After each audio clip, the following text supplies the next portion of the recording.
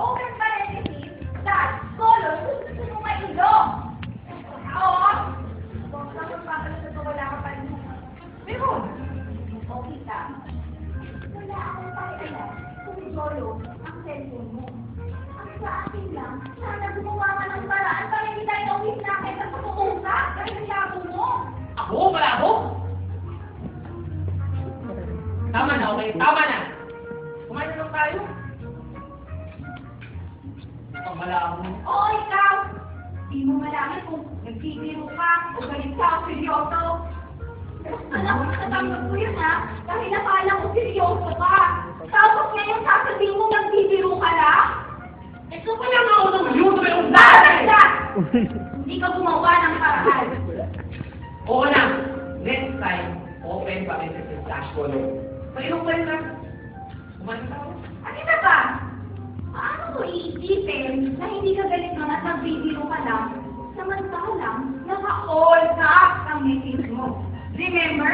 All caps? Do you know what that means? Tell me. Isipin natin. Ayan! Ayan ang pakiramdam ng all caps, no? For the end time, ilang beses ko magsasabihin na wala ang lowercase function ng telepono ko. Ipalakaw mo na yung two-liner sa cellphone mo para makabili ka ng bagong review na una at lowercase function. Ang labo mo! Bakit? Ikaw din naman ah. Ano ako? Oo, ikaw. Ako malabo? Excuse me. Pag ako nagpapadala ng message, direct sa voice, malinaw pa sa araw. Bakit? Nung nililigawan kita, oh, I love you ang pinapadala mo. So, anong malabo doon? Love! Love! You know, L-A-V, hindi L-U-V. Hindi mo lang L-O-V-E. Ang pagkakastel mo is I-L-A-V-U. I love you! Tutuwa ka naman sana ako nung una ko natanggap yun. Kasi na kung sana ang gising ko. Kaso, nag-alaman ako. Dahil baka biyo mo lang, kaya pakit ako ng smell, di ba wala yung kakadalhan, maling ng dalhan, ang pagbubito mo pulburon every day sa school. Pulburon. Kung nga malaman kung Pulburon. ano talaga ako eh. Akala ko yung magbabago yun nung naging tayo. Pero hanggang ngayon, ganun pa din. I love you. Ano kaya yun? Tell me, how am I supposed to commit my undying love to a person who sends half-hearted messages of love like that? Ilabo. Ang labo. Ikaw malabo! This is unfair! Unfair? Sige na. Kailan mo ko pinadala ng I love you? Yung buo hindi yung I love you. Kahapon, hindi mo natanggap? Yan ka na naman eh. Gagamitin mo na naman yung hindi ko natatanggap ng mga messages mo. Baka manalo ka sa tingin ito. Pwede ba? Yung mga gusto mong ginayanan. At saka, isa pa, alam naman natin na sa ating dalawa, ako ang madalas nagpapadala ng mga messages sa'yo. At ikaw, kung gaano mo talaga hindi sumagot, 1 month, nauubos ang load ng prepaid ko sa kapadala ng how are you? Tapos ikaw, discipline kayo, hindi mo man ako sagutin.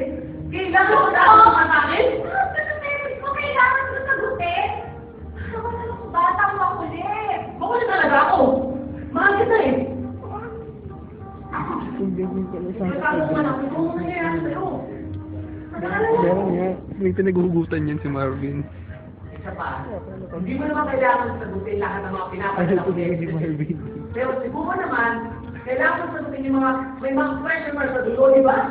Joseph, ano naman gusto mong isagot ko sa mga messages mong nakalagay lang, hey, Hayden, mag-a-accept ako ng piso para lang hey? Bakit? May question mark pa sa dulo yung mga hate ko? Wala. Eh, di ba mo pala eh? Wala ka naman pala eh. Ang sinasabi ko lang, ay yung mga pinapadala ko na may question mark sa dulo na hindi mo sinasagot. My point is, madalas daw nagpapadala ng mga pathetic messages like, hi, hey, hello, ingat, take care, and have a nice day. For what? You're just wasting your prepaid.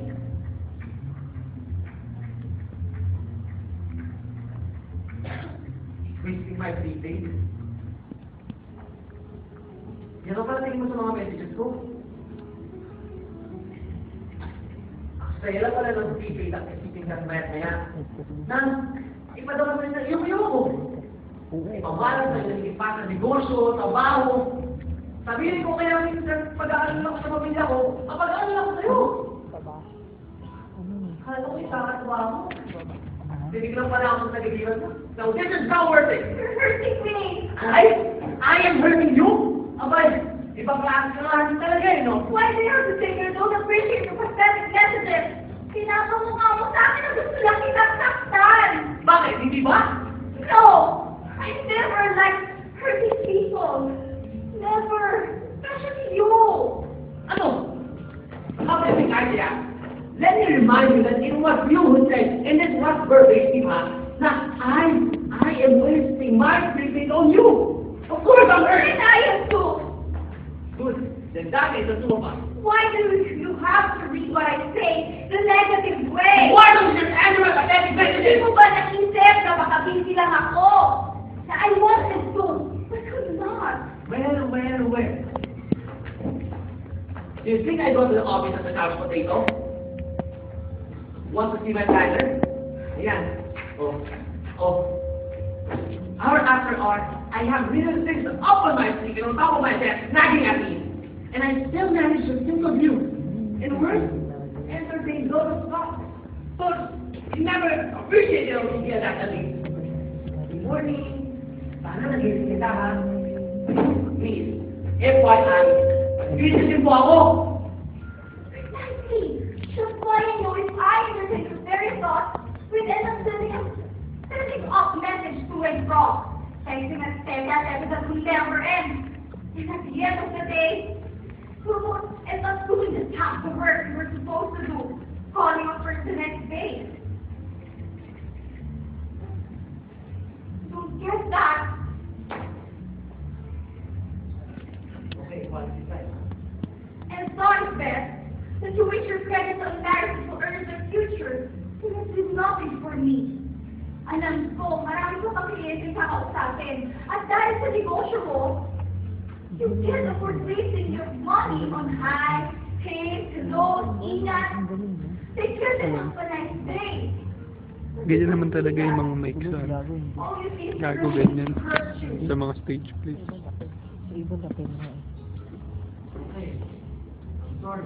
Sophie, if you assume that, does it mean there's something wrong with me?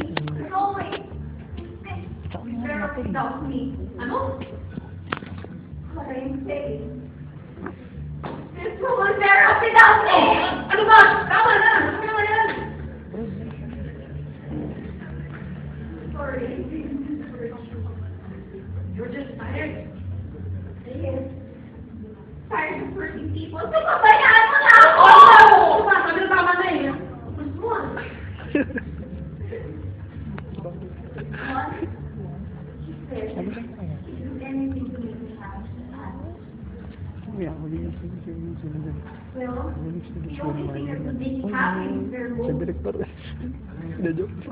Hindi ko alam. They were killing me! Ito ka na naman eh. Not kidding! I want your happiness, but I won't give you. If I do that, I'll be responsible for my own sadness. Ayan. Oh, sige. Ayan. Go ahead.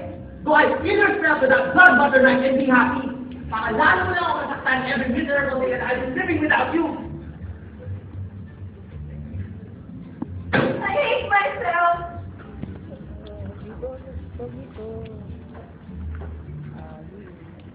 Nakulong si Barbie. Sabi mo naman. Wala mo yung ganyan. Hindi na wala. Uy, sige na gano'n yung mga gusto mo. Dapat ka maganda. Wala na yung nakapagod na ako sa kanila. Dahil natin siya mukhang natira na ng natira siya. Ilang buka na nakapagod. Anong buka na natira?